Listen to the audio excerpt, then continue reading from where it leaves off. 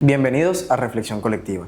El día de hoy tengo una invitada muy especial, una comunicadora social, periodista, político-económica, licenciada en Lenguas Modernas, magistra en Estudios Políticos de la Universidad Javeriana de Bogotá, doctora en Ciencias Sociales de la Universidad de Zulia en Maracaibo, Venezuela. Con ustedes la docente Katia Milena Martínez Heredia. Profe, bienvenida. ¿Cómo está el día de hoy? Muy bien, excelente. Muchas gracias por la invitación. El día de hoy vamos a abordar un tema muy importante que es la interculturalidad. Mi primera pregunta sería, ¿cómo llegó esa motivación para estudiar a fondo la interculturalidad? Esta teoría llegó a mi vida en un punto supremamente importante. Siempre me gustó estudiar el proceso de la globalización desde el pregrado, en la maestría y en el doctorado hice un énfasis amplio de este fenómeno que se denomina el fenómeno de la globalización y con ello la obligatoriedad de estudiar la interculturalidad. Ok. ¿Qué significaría para ti la interculturalidad y cómo la vives día a día? La interculturalidad, Wilcom, mira, es un concepto o teoría, pero es un proceso de la vida. Está presente en todos los contextos de la vida y eso es lo que nos pone en cuestión para poder estudiarla.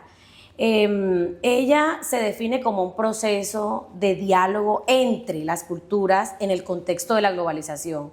Nace en el contexto de la globalización, se intensifica en el proceso de la globalización, pero ella también tiene sus dificultades, sus propias necesidades, sus riesgos y un alcance en el que participamos todos los individuos del planeta.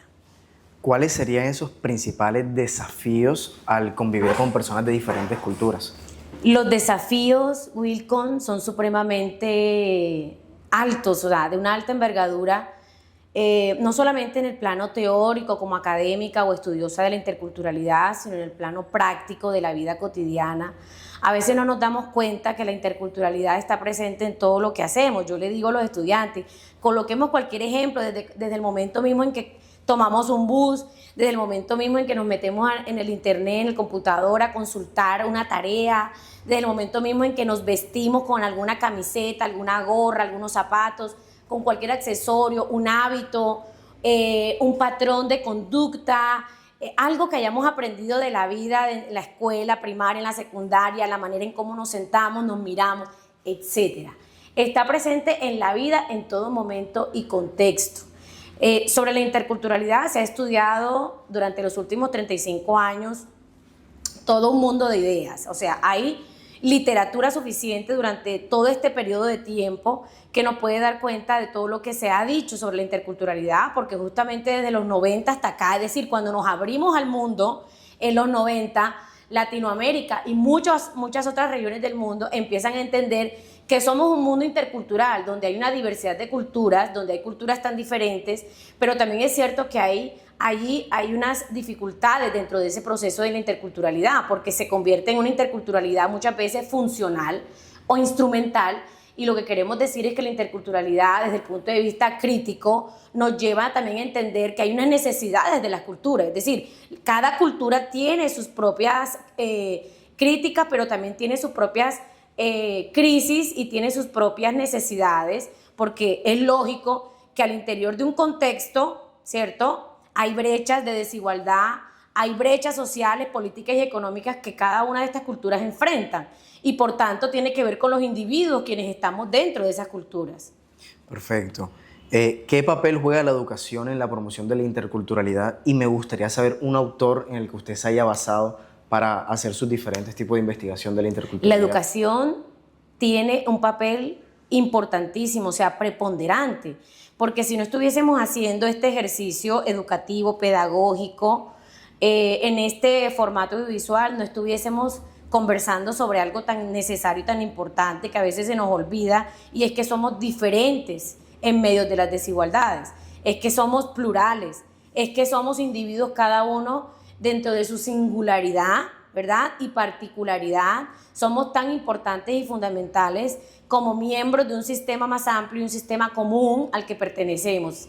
Entonces, en ese orden de ideas, autores muchísimos, o sea, todo para mí supremamente importante, pero dentro de la, digamos, línea de las epistemologías del sur latinoamericana, hay autores que son clave, que han venido teorizando sobre los mismos. Por ejemplo, uno de ellos, aquí al ladito venezolano, que es Álvaro Márquez Fernández. De ellos no es que nazca la interculturalidad, sino es que nace el interés por estudiar la interculturalidad, ¿sí? Otro, cubano, importantísimo, Raúl Fornet Betancourt. Ellos son de las epistemologías del sur, quiere decir del movimiento intelectual latinoamericano, del sur de Latinoamérica, del mundo también, que aportan la fundamentación teórica para nosotros hablar de la interculturalidad. Muy bien. ¿Y cómo influye la globalización en las interacciones entre las culturas? Imagínate que el contexto de la globalización es necesario. Si no viviéramos en un contexto globalizado, donde nos hemos aperturado a un mundo, a un sistema mundo más amplio, con distintas regiones, ¿verdad?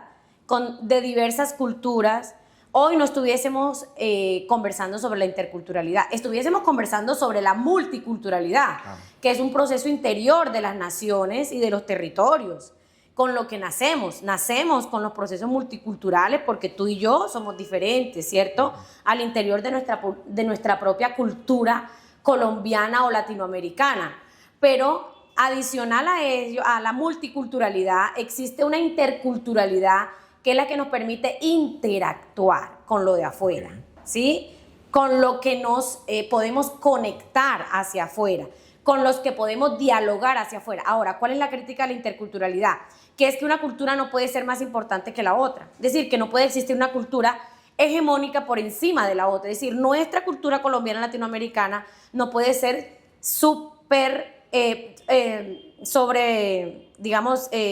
subvalorada, no puede ser, ¿verdad? Sino que al contrario, tiene que también entrar en ese juego de relaciones, en el mismo diálogo intercultural que le pueda permitir, ¿sí?, expresarse como cultura, políticamente tomar decisiones como cultura, económicamente también explotar todo su potencial cultural como cultura, y culturalmente, propiamente en términos socioculturales, que su cultura pueda también ser entendida y comprendida en todas sus dimensiones.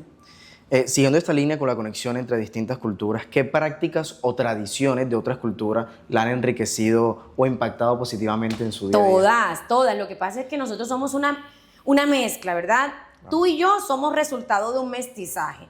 No se te olvide que venimos de un proceso histórico de la colonización o del colonialismo europeo. Por eso es que nosotros no somos europeos, porque justamente no nacimos en Europa, pero somos el resultado de ese proceso de mestizaje de nuestros indios y de nuestros aborígenes, que son nuestros ancestros más, ¿verdad? La suma de ese proceso colonizador, sí, que fue violento y abrupto, que además impactó profundamente las entrañas de nuestra nación latinoamericana, de todo nuestro territorio.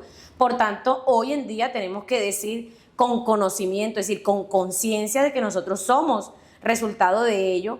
Por eso somos mestizos, aunque tú me veas a mí blanca o veas a los demás de un color o de unos rasgos o de unas facciones distintas, ¿verdad? Venimos como colombianos de ese proceso de mestizaje.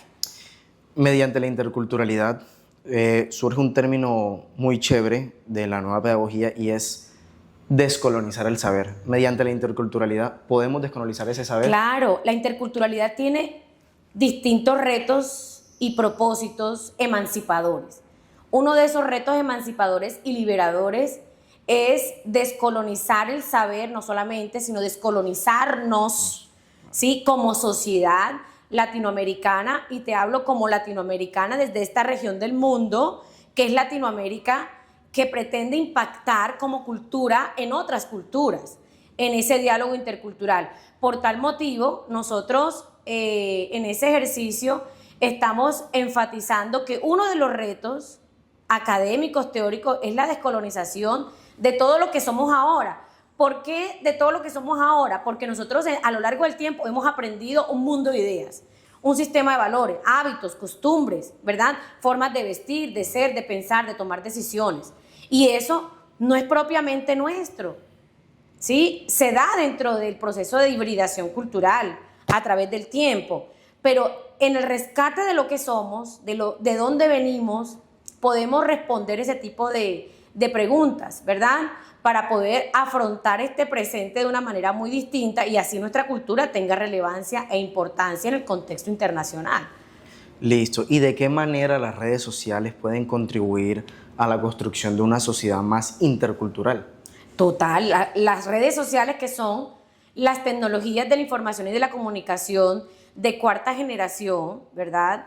Que ustedes usan y que todos usamos permanentemente, son un mecanismo, son un sistema de mediación, son un instrumento, si tú lo quieres ver desde ese punto de vista, pero también son un sistema de mediación entre unos y otros. A través de ese sistema de mediación o a través de esas herramientas conocemos y podemos conocer todo lo que tú quieras, porque es la internet la que nos permite navegar sobre ese mundo, ¿verdad? Tan amplio y tan diverso y tan complejo, pero está en ti como individuo perteneciente a esta sociedad y a esta cultura, ¿sí? Cómo tú enrutas o cómo tú te enrutas a través de esa herramienta que son las redes sociales, porque en las redes sociales también hay basura, ¿verdad?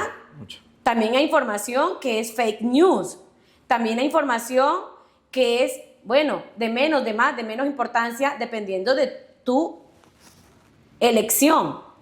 Hay también un mercado mundial que circula a través de las redes sociales, o sea, hay un consumo tanto de ideas como de bienes y servicios que depende de ti y depende de tu elección. Entonces, ¿favorece la interculturalidad? Claro que la favorece, pero vuelvo e insisto, si entendemos la interculturalidad desde el punto de vista funcional e instrumental, solo para el hacer, entonces creo que estamos cayendo allí en un vacío. Porque mientras si entendemos la interculturalidad desde el punto de vista crítico, podemos dar respuesta a que estas herramientas nos ayudan en el diálogo intercultural, sí, pero teniendo en cuenta que ni Hollywood es más importante que tu productor audiovisual, claro, sino que en ese diálogo intercultural todos debemos ser tratados, mirados y ubicados de la misma manera, que es lo que no logramos. A través de la historia es lo que menos hemos logrado, vernos como iguales. ¿Sí ves? Y por eso la brecha es en todo sentido. ¿Cuál sería este impacto de la interculturalidad en el ámbito laboral y cómo puede mejorar la convivencia profesional, ya que vemos que a veces es un desastre dentro de las propias instituciones? En el ámbito laboral, complejo, la interculturalidad es compleja, pero es una herramienta también para la convivencia. En todos los contextos, en el ámbito laboral, en la escuela, en la familia, en la calle, en la sociedad misma. La interculturalidad como pretende siempre o insiste en el diálogo de saberes. Uno diría, saber es algo como complejo, se va como a un nivel muy abstracto, pero es aterrizar esa interculturalidad a la convivencia entre tú y yo, ¿sí? Entre los diferentes, porque tú y yo somos de aquí, barranquilleros. Bueno, yo soy baranoera, yo no soy barranquillera. ¿Ves que somos diferentes? Claro. Y allí, en ese sentido, el poder sentarnos a conversar nos ayuda a establecer un diálogo que nos ayuda como sociedad para ir evolucionando. El desarrollo de la humanidad nos debe llevar a eso, a poder ponernos de acuerdo, ¿verdad?, en el diálogo. Pero también es cierto que ese diálogo nos ayuda a evitar las guerras, los conflictos, las discusiones, las peleas, claro, en el nivel macro de la existencia humana, pero también en el nivel micro del diario vivir. ¿Cómo podríamos aplicar la interculturalidad en un tema actual como es la guerra entre Rusia y Ucrania? ¿Cómo lo gusta? Ya te fuiste muy lejos. Sí. La guerra entre Rusia y Ucrania es un fenómeno, claro, problema, guerra, crisis complejo, ¿verdad? Lo que pasa es que desde los medios de comunicación social se ha visibilizado la guerra como una guerra de enemigos, es decir, entre dos países que se visibilizan como enemigos, claro, como opuestos, una relación de poder de opuestos, donde el uno quiere saquear al otro o el uno quiere conquistar al otro, donde el uno quiere dominar al otro. Pero también es cierto que los medios de comunicación no nos dicen siempre la verdad, ¿verdad? Porque están manipulados y hay una manipulación detrás de. Sin embargo, el problema de Ucrania es un problema de de dos sujetos o actores colectivos que yo pienso que tiene que resolverse no a través de la guerra. La guerra es una estrategia clásica, ¿verdad? Es una estrategia y lo que estamos diciendo con la interculturalidad es que esas estrategias biopolíticas de la guerra no funcionan en este contexto de hoy, porque suponemos que estamos evolucionando como una sociedad. Claro. El desarrollo de la historia no puede mantenerse ni sostenerse en medio de o a través de ese tipo de estrategias biopolíticas de seguridad que se han creado o se institucionalizaron desde hace muchos siglos, sino que ¿qué te dice la interculturalidad? Dialoguemos. ¿Será que no podemos dialogar entre los sujetos a pesar de las diferencias y el conflicto conflicto, no la guerra, porque la guerra no es conflicto, el conflicto no siempre debe llevar a la guerra, sino que hay diferencias entre tú y yo en nuestras maneras de pensar. Entonces, allí el llamado de atención a los países que se encuentran en guerra, están fuera de contexto. Sí, muy mal.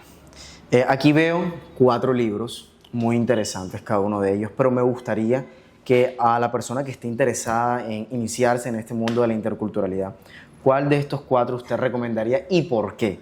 Y una breve descripción de ese libro. Todos son importantes. Todos los libros que uno pueda leer en la vida son importantes porque hacen parte de la fundamentación teórica de cualquier persona, no de un estudiante que esté estudiando ciencias sociales o sociología o filosofía o antropología, no, de todo el mundo. Todo el mundo necesita leer y escribir, pero no de manera funcional, sino crítica. Es decir, leer para poder leer la vida, leer la realidad. Todos son importantes. Estos textos son míos, yo los mando a leer en clases, algunos en los primeros semestres y otros al final de la carrera. Pero todos son importantes porque todos nos fundamentan. Y quiero que me dé 3 consejos para esta nueva juventud de cómo podemos triunfar en la vida académica. ¿Cómo podemos triunfar en la vida académica? ¿Cómo podemos marcar esa diferencia? Es lo mismo, hay que leer mucho. Yo siempre, porque esa fue mi escuela. Claro. Es que esa fue mi escuela. La escuela mía fue, hay que leer demasiado y hay que escribir siempre todo lo que uno va aprendiendo en la vida. Hay que leer, hay que escribirlo, hay que plasmarlo en hojas, ¿sí? Y si uno ha escogido la carrera académica, la carrera investigativa, esas son 2 herramientas o maneras de ser exitosos. O sea, no hay otra. No existe un quiz, no existe una formulita por ahí debajo de la manga. Es que la profesora le ha ido bien, es porque. No. Es que a todos nos ha tocado luchárnoslas, leer muchísimo, como dicen por ahí, quemarnos las pestañitas, ¿sí? A veces no salir, muchas veces estar encerrado, ¿verdad? Pero ya llegará una época de más tranquilidad donde ya tú te has apropiado de lo que te ha interesado académicamente para poderlo poner al servicio de la sociedad. Bueno, con esta última pregunta hemos finalizado el episodio de hoy. Muchísimas gracias a todos. Me gustaría que se despidiera a todos nuestros televidentes. Estén atentos a un nuevo video. Tenemos otro, un tema muy interesante que son las artes dramáticas en la ciudad de Barranquilla. Entonces, queden súper al pendiente de este canal. Pues nada, muchísimas gracias. No, gracias a ustedes. Excelente espacio para compartir todo esto para todo el mundo.